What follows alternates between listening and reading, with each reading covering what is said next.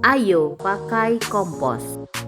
Kompos adalah jenis pupuk organik yang berasal dari penguraian sampah organik seperti dedaunan. Pengomposan sebenarnya bisa terjadi secara alami. Namun ketika ada tindakan dari manusia seperti penambahan mikroorganisme pengurai, pengomposan terjadi lebih cepat. Mengapa harus kompos?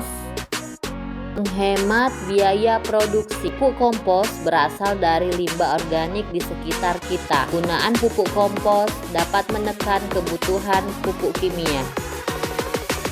Pupuk kompos memperbaiki sifat fisik tanah. Fraksi materi genetik merupakan koloid dengan muatan listrik negatif dan dapat berkoagulasi dengan kation dan partikel tanah, sehingga membuat struktur dan tekstur tanah menjadi lebih baik. Hal tersebut juga akan sangat berpengaruh terhadap penyerapan nutrisi dari tanah untuk proses pertumbuhan dan produktivitas tanaman. Pupuk kompos memperbaiki sifat kimia tanah. Pupuk kompos memiliki kemampuan untuk mengkonservasi materi organik yang mengembalikan nutrien di dalam tanah. Kompos yang terbuat dari bahan organik juga mengandung unsur hara makro dan mikro yang dibutuhkan tanaman.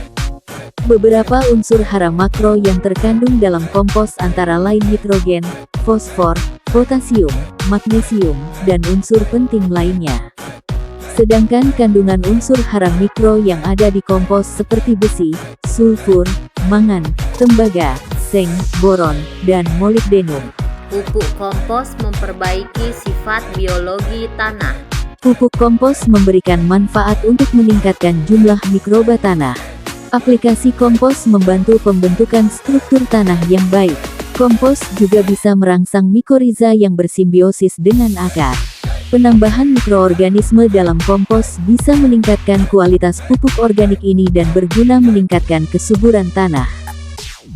Manfaat lainnya adalah menekan populasi nematoda parasit, detoksikasi pestisida yang diaplikasikan ke tanah, meningkatkan hasil panen berbagai tanaman.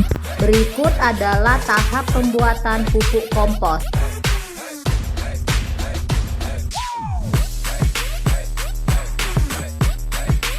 Cacah bahan kompos sekecil mungkin agar cepat terurai.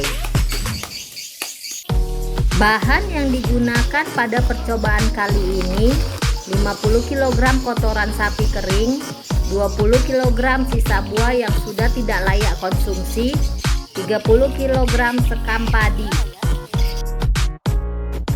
Campurkan seluruh bahan secara merata.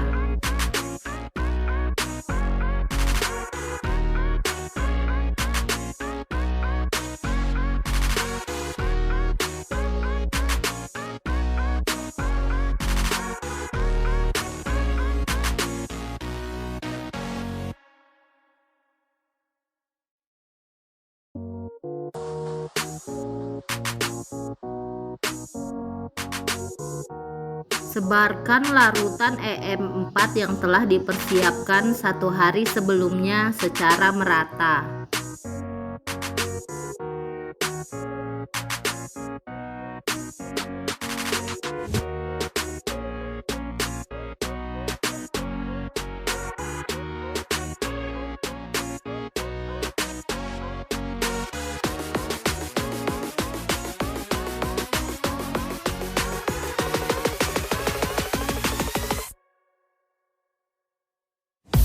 Tutup adonan kompos agar terhindar dari air dan sinar matahari langsung, sehingga fermentasi berjalan efektif.